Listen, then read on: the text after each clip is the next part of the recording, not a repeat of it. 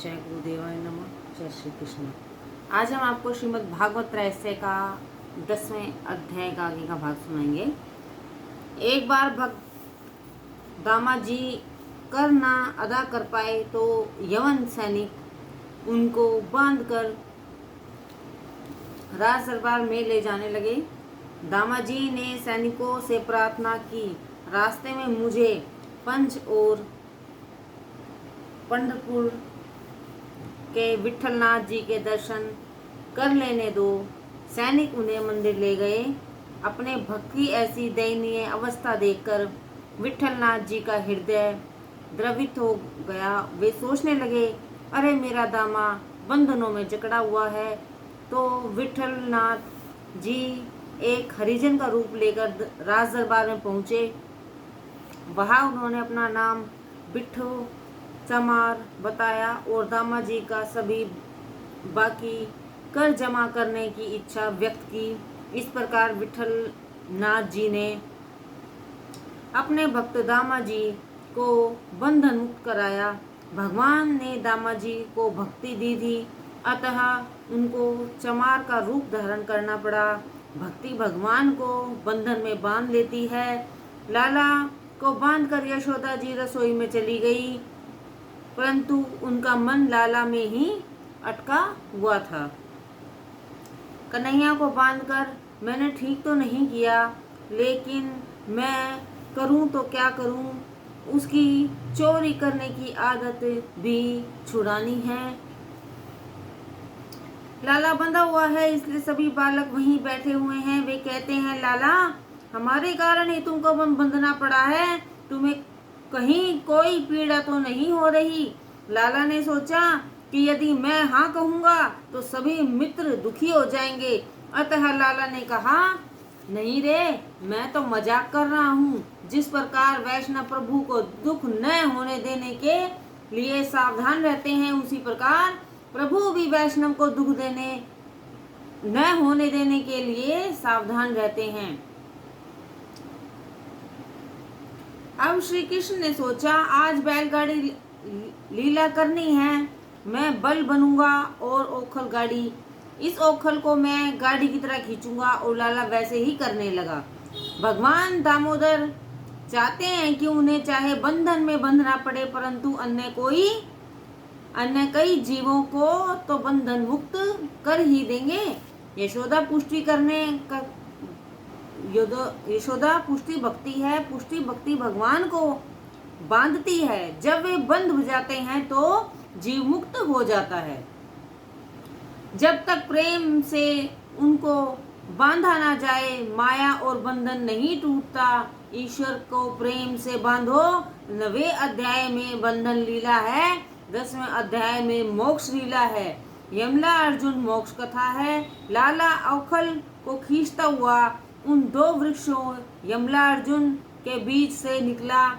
उखल दोनों वृक्षों के बीच टेढ़ा हो गया। लाला ने डोरी को इतनी जोर से खींचा कि उस उखल ने उन दोनों वृक्षों को जमीन से उखाड़कर जमीन पर गिरा दिया। यमला अर्जुन वृक्ष गिरते ही दो तेजस्वी पुरुष प्रकट हुए। ये दोनों पुरुष अपने पूर्व जन्म में राजा कुबेर के पुत्र थे। इनका नाम नल कुबेर और मणिग्रीव था। इन दोनों यक्ष नंदनों को नारद जी के शाप के कारण वृक्षों का अवतार लेना पड़ा था। राजा परीक्षित ने पूछा, नारद जी उनको शाप क्यों और किस कारणवश दिया था? सुखदेव जी कहते हैं, राजन सुनिए, नारद जी ने उन्हें श्राप क्रोधवश नहीं, कृपा पूर्वक दिया था। नल कुबेर और मणिग्रीव कुबेर के पुत्र थे। पिता की अपार संपत्ति उन्हें मिल गई। आवश्यकता से अधिक संपत्ति होना भी अच्छा नहीं है। संपत्ति को अतिरेक, धूत, जुआ, व्यभिचार, मांस, मदिरा आदि दुर्गुणों का जन्मदाता है। संपत्ति की अतिशयता और सन्मति प्राय साथ साथ नहीं रह पाती। संपत्ति की अधिकता होने पर लोग तामस आहार, मदिरापान, व्यभिचार आदि दुर्गुणों में फंस जाते हैं और सद्वर्तन का उच्छेद सा हो जाता है। पति पत्नी का संबंध काम सुख के लिए नहीं, धर्माचरण के लिए है। सुशील पत्नी अपने पति को पापाचार करने से रोकती है। ये दोनों कुबेर पुत्र धन के मद से सुध बुध खो बैठे थे। मदिरापान करके गंगा के पवित्र जल में युवतियों स्त्रियों के साथ नग्न अवस्था में जल क्रीड़ा करने लगे। विलासी लोग तो तीर्थ स्थान पर मर्यादा का पालन भी नहीं करते हैं। महाप्रभु ने बहुत बड़े दुख के साथ कहा कि जब ये विलासी लोग तीर्थ स्थानों पर बसने लगे, तब से देवगण तीर्थ से विदा हो गए हैं। देवऋषि नारद जी वहां से गुजर रहे हैं तो उनको ऐसा दृश्य देखकर अत्यंत दुख हुआ। नारद जी को देखकर भी उन स्त्रियों ने अपना शरीर नहीं ढका। नारद जी ने सोचा कि इतना सुंदर शरीर मिलने पर भी ये उसका दुरुपयोग कर रहे हैं। यह शरीर प्रभु का दिया हुआ है। इस शरीर की अंत में क्या दशा होगी? यह तो इसे पशु पक्षी का खा जाएंगे या फिर यह खाक हो ढेर बन जाएगा। संपत्ति के नशे में लोग इस शरीर को अजर अमर मानने लगते हैं और लोगों तथा प्राणियों को सताने लगते हैं। आखिर यह शरीर है किसका? इस पर किसका अधिकार है? क्या यह माता का है या पिता का है? क्या यह शरीर अपना है? पिता, मेरे वीर्य से उत्पन्न होने के कारण यह शरीर मेरा है। माता, मेरे गर्भ में जन्म लेने के कारण यह शरीर मेरा है। पत्नी, इस शरीर को अपनाने के लिए ही तो मैं अपने माता पिता का घर छोड़कर यहाँ आई हूँ। इसके साथ मेरा विवाह हुआ है। यह मेरा अर्धांग है, अतः यह शरीर मेरा है। अग्नि, यदि इस शरीर पर माता पिता पत्नी का अधिकार है तो प्राण चले जाने पर वे इसे अपने पास ही रखने की बजाय घर से बाहर क्यों निकाल देते हैं? इस शरीर पर मेरा अधिकार होने के कारण ही तो इसे शमशान में लाकर मुझे सौंप दिया जाता है। श्रृंगाल कुत्ता, अग्नि संस्कार न किए जाने पर यह शरीर हमें खाने को मिल जाता है, अतः इस पर हमारा ही तो अधिकार है। इस प्रकार इस शरीर पर हर कोई अपना अधिकार जमाता है। कुछ समझ नहीं आता कि यह शरीर वास्तव में किसका अधिकार है। इस शरीर में वास्तविक किसका अधिकार है? प्रभु कहते हैं यह शरीर किसी का भी नहीं है। यह शरीर जीव को मैंने दिया है।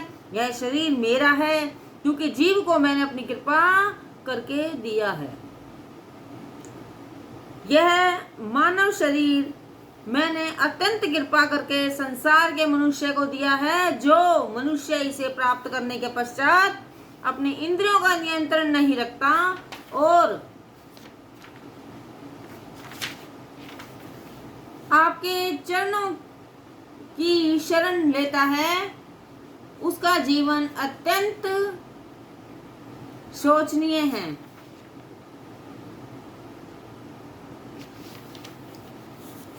वह स्वयं अपने आप को धोखा दे रहा है। यह शरीर सांसारिक सुख भोग के लिए नहीं दिया गया है। यह रामचरितमानस में कहा गया है, आकर चरी लक्ष 84 जोनि भ्रमत यह जीव अविनाशी, कबहु करे करुणा नर देही, देत ईश विनुहत हेतु सनेही, नर्तनु भव विरिधि कहु बेरो, सुमक मरुत अनुग्रह मेरो, जो न तेरे भवसागर नर समाज असपाई, सो कृत निंदक मनमिति आत्महन गति जाई।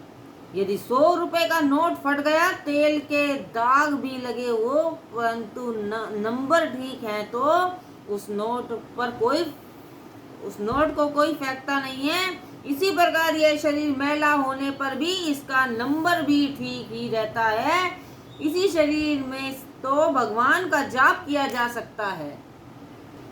इस शरीर से तो भगवान का जाप किया जा सकता है। भगवान का जाप का आनंद मात्र मनुष्य को ही मिल सकता है। कुत्ता बिल्ली भजन नहीं कर सकते, पशुओं को अपने ही शरीर अपने ही स्वरूप का भान तक नहीं है, तो भगवान के स्वरूप की जानकारी कैसे पा सकते हैं। केवल मनुष्य मात्र ही भगवान के स्वरूप को जान सकता है। यह शरीर परमात्मा के कार्य के लिए उनकी कृपा से ही मिला है। मदान लोग इस बात को तो या तो जानते ही नहीं है या भूल जाते हैं। उन कुबेर पुत्रों की हीन दशा देखकर नारद जी ने उन पर दया आ गई। उनको मार्ग पर लेने के लिए ही नारद जी ने उनको शाप दिया।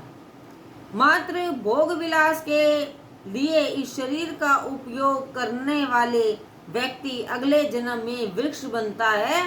भोग ऐसे नहीं किए जाएं कि वे रोग ही बन जाएं। भोग इंद्रियों को रोगी बनाने के लिए नहीं, उनको प्रसन्न करने के लिए है। केवल भोग विलास में समय और संपत्ति का उपयोग करने वाला व्यक्ति अगले जन्म में वृक्ष बनता है। पापी को वृक्ष का जन्म मिलता है। वृक्ष जड़ नहीं है, यह पाप योनि है। वृक्ष को 6 ऋतुओं की भांति के भांति के प्रहार सहन करने पड़ते हैं। नारद जी ने शाप दिया, ये दोनों यज्ञ संपत्ति के कारण मदान श्री भोगी और विलासी हो गए हैं, इसलिए स्थावरपन प्राप्त करने योग्य है। अतः ऐसे भोगियों को वृक्ष का जन्म मिले। शाप सुनते ही नल कुबेर और मणिग्रीव पछताने लगे। वे नारद जी की शरण में आकर उसे क्षमा याचना करने लगे। क्षमा करो मुनिवर, क्षमा करो। नारद जी ने कृपा करके उन दोनों को गोकुल में वृक्ष अवतार दिया। उन्होंने कहा, नंद बाबा के आंगन में तुम दोनों का अवतार होगा और कन्हैया के चरण स्पर्श से तुम्हारा उद्धार होगा। यह शाप था, वह शाप था या आशीर्वाद। उद्धव जैसे साधु जन तो वृंदावन में वृक्ष के रूप में जन्म लेना चाहते हैं। नारद जी ने शाप तो दिया, परंतु संतों का शाप भी सदैव आशीर्वाद के समान ही होता है। गोकुल में वृक्षों का रूप अवतार लेने की अभिलाषा तो महान ऋषियों को भी होती है। उद्धव जी कहते हैं, अहो आतेज्य स्वजन और आर्य मार्ग का त्याग करके वेदों के लिए भी खोजने योग्य श्री कृष्ण की पदवी इन गोपियों ने पाई है। ऐसे गोपियों की चरण रज से लाभांत वृक्ष राशि लता औषधि आदि किसी भी रूप में मेरा जन्म वृंदावन में हो, यही मेरी प्रार्थना है। कृष्ण का चरण स्पर्श होते ही नल कुबेर और मणिग्रीव ने अपना मूल स्वरूप प्राप्त किया। दोनों वृक्षों का उद्धार हो गया। नल कुबेर ने मणिग्रीव प्रभु की स्तुति करने लगे, हे प्रभु, हम आपसे और कुछ नहीं मांगना चाहते। हम तो केवल यही चाहते हैं कि हमारी वाणी आपके गुणगान में, कान कथा श्रवण में लीन रहे। हमारे हाथ आपकी सेवा कर्म में, मन में आपके चरण स्मरण में, मस्तक आपके निवास रूप जागृत को प्रणाम करने में और आपकी अपनी दृष्टि और मति रूप संत पुरुषों के दर्शन करने में तत्पर रहे। हे नाथ, आप हम पर अपनी यही कृपा बनाए रखना। यही प्रार्थना हम सभी को भी करनी चाहिए। हमारी वाणी श्री कृष्ण कीर्तन करती रहे, आंखें श्री कृष्ण का दर्शन करती रहें और मन श्री कृष्ण पर ध्यान करता रहे। हमें अपनी प्रत्येक इंद्रियों को भक्ति रस का दान कराना चाहिए। नल कुबेर और मणिग्रीव ने अपनी प्रत्येक इंद्रियों के लिए भक्ति रस की याचना की और स्तुति करते हुए गोलोकवासी हो गए। गोलोक धाम में श्री कृष्ण लीला नित्य ही होती रहती है। वे दोनों वहाँ स्निग्ध और मधुकंठ बने।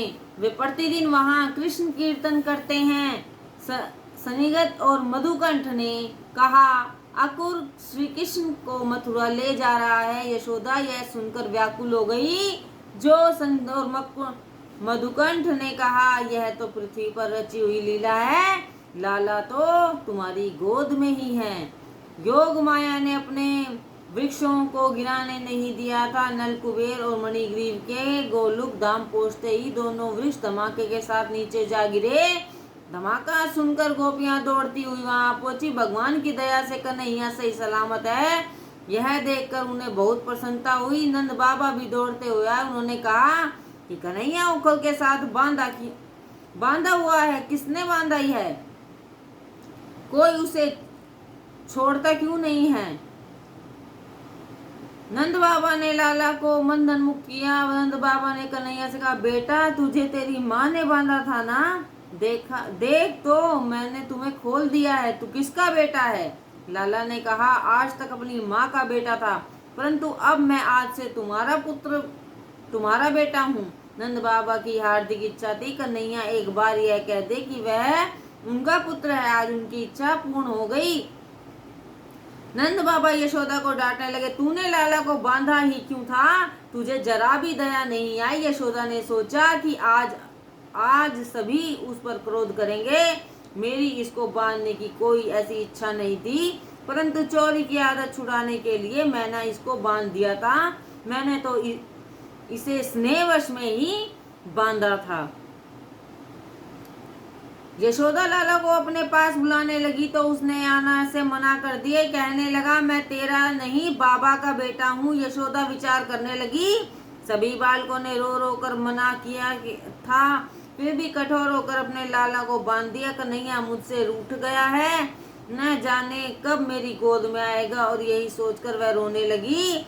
अब जब लाला ने माता को रोते देखा तो वह दौड़ता हुआ आया और माता की गोद में बैठ गया।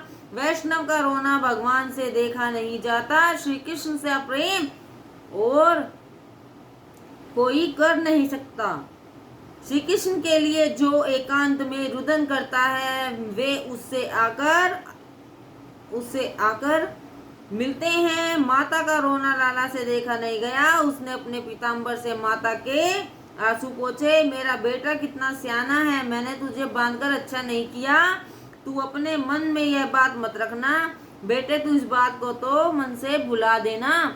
कन्हैया ने कहा, माता मैं सब कुछ भूल जाऊंगा, पर तेरा प्यार मैं कभी नहीं भूल पाऊंगा। कुछ ही समय पश्चात मैं द्वारका का राजा बनूंगा, वहां भी मैं तेरे इस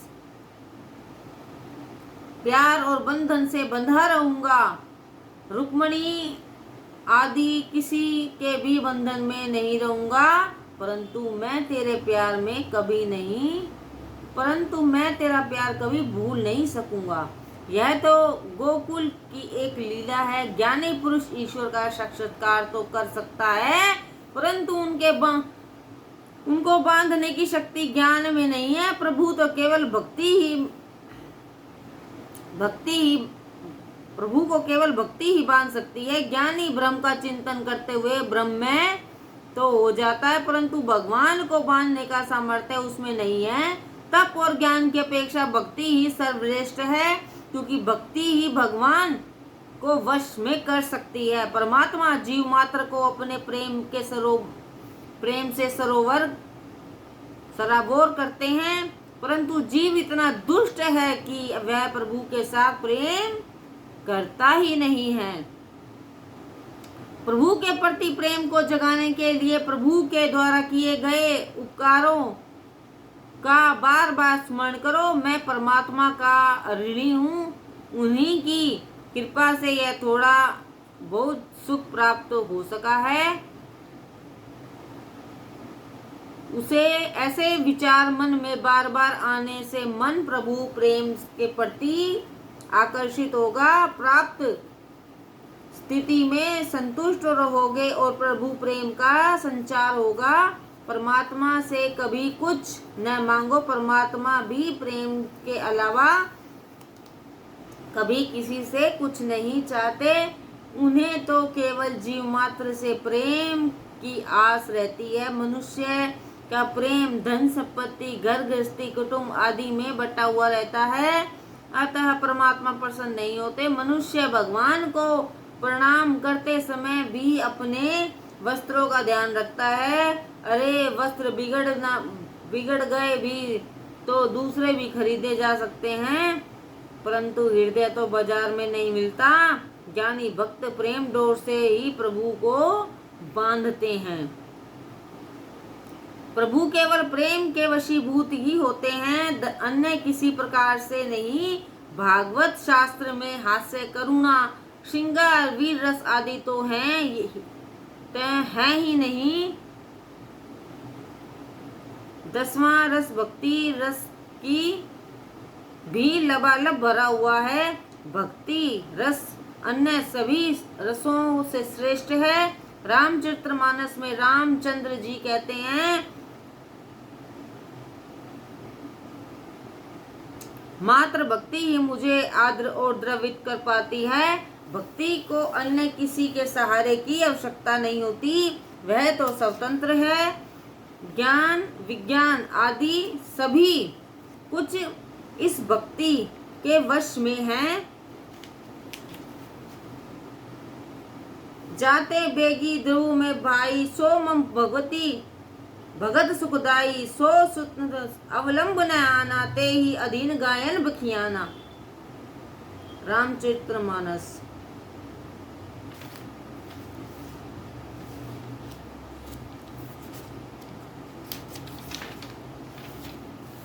यही भक्ति की महिमा है। ज्ञानी माया के आवरण युक्त ब्रह्म का दर्शन करते हैं। ज्ञानी का यश कीर्ति आदि की कामना होती है। निर्वत आवरण रहित ब्रह्म और साक्षात्कार तो केवल गोपियों ने ही किया है। जब तक जीव निर्दोष नहीं हो जाता तब तक ईश्वर का दर्शन नहीं होता। साधु बनने की नहीं, सरल बनने की आवश्यकता है। मन के भीतर के विकारों को दूर करना ही होगा। दोनों वृक्षों का उद्धार तो हो गया, परंतु उस उखल का उद्धार क्यों नहीं हुआ? श्री कृष्ण उन दोनों वृक्षों के बीच से उस पार निकल गए थे। उखल टेढ़ा होकर इस पार रह गया था। प्रभु ने वृक्षों के अंदर प्रवेश किया, उनका उद्धार हो गया। जिसके अंतरदेश में प्रभु का प्रवेश होता है उसका उद्धार हो जाता है। यदि वे अंतर मन में प्रवेश कर लें तो हमारा भी उद्धार हो सकता है।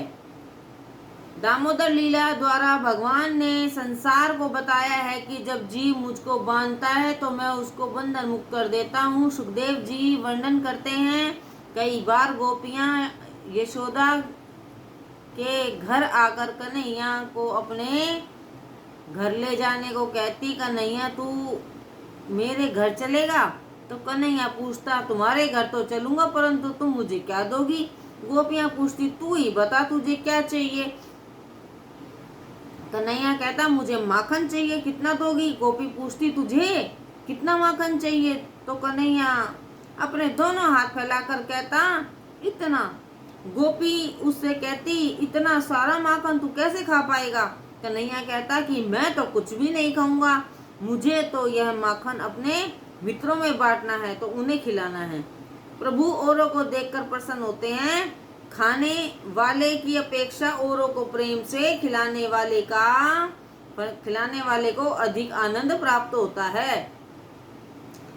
मन माखन जैसा कोमल और जीवन मिश्री जैसा मधुर हो जाए तो कन्हैया अवश्य आएगा। गोपी ने सोचा, इसे माखन दूंगी तो यह माखन लेकर तुरंत ही यहाँ से रफू चक्कर हो जाएगा। उसने लीला से कहा, लाला माखन मुफ्त में नहीं मिलता, तुझे मेरे घर में आज कुछ खास काम करना पड़ेगा।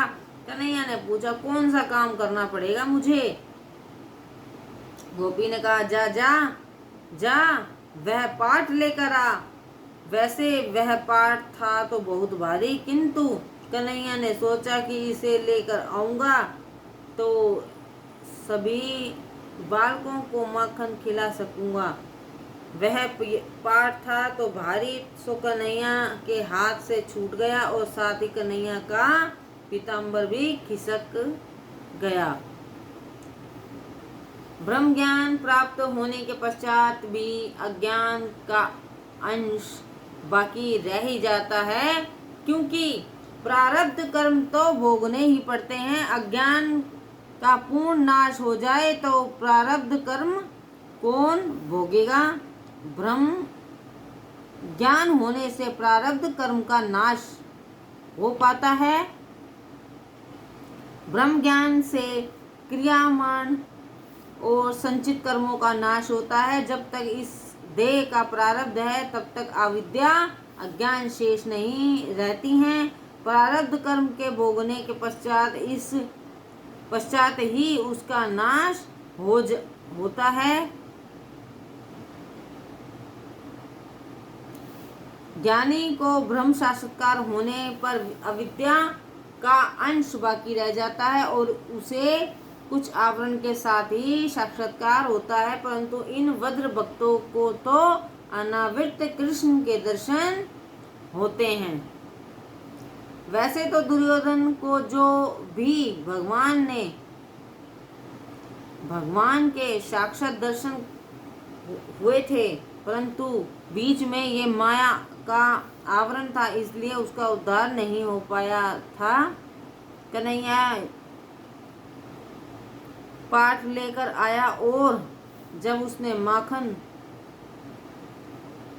मांगा तो गोपी ने कहा, लाला तू जरा सा नाच कर तो दिखा।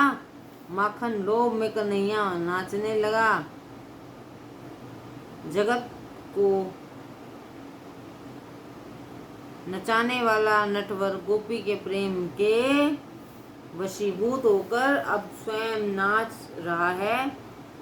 कवि रसखान कहते हैं, शेष महेश गणेश दिनेश सुरेशु जो ही निरंतर गावे, जाहि अनादि अनंत अखंड अछेद अभेद सुवेत बतावे। नारद से शुक व्यास रटे, पची हरे तऊ पुनि पार न पावे। ताही अहिर्न छोरिया छछिया, भरी छाछ पे नाच नचावे। गोपियों के प्रेम से बंधे हुए श्री कृष्ण के घरों का काम कर रहे हैं। गोपियों के सिर पर पानी की गागरिया चढ़ाते हैं, तभी सामान इधर उधर रखने में मदद करते हैं और उनका मनोरंजन करने के लिए नाच कर भी दिखाते हैं। इन लीलाओं में एक मलिन का प्रसंग भी आता है। वज्र तो एक सुखिया नाम के मलिंगन थी तो प्रतिदिन कृष्ण कथा सुनती थी। यही भक्ति उसके लिए एक प्रकार का व्यसन सी बन गई थी। तुकाराम की भी व्यसन रूपा भक्ति सिद्ध हुई थी। उन्होंने कहा था, पढ़ ले इंद्रियां सकला वलन, कि सभी इंद्रियों को ऐसी आदत सी हो गई है कि वे ईश्वर का भजन किए बिना रह नहीं पाती। मलिन का प्रेम भी धीरे धीरे बढ़ने लगा। श्रवण भक्ति भी एक प्रकार का व्यसन भी ही है। व्यसन रूपी भक्ति सिद्ध करो, अन्य सभी व्यसन भक्ति मार्ग में बाधा रूपी है।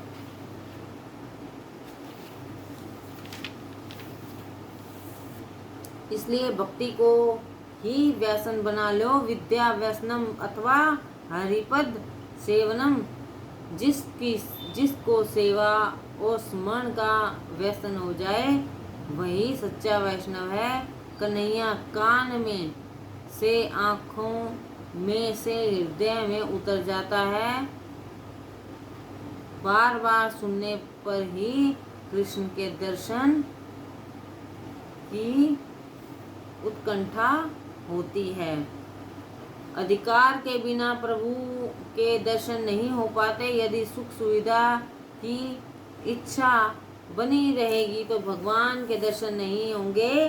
जीव जब पूर्णतः निष्काम और वासनाहीन बनता है तभी वे दर्शन देते हैं। ईश्वर दर्शन के अलावा यदि कोई भी सूक्ष्म वासना शेष रह गई होगी तो प्रभु दर्शन नहीं देंगे। जय श्री कृष्ण, जय गुरुदेव।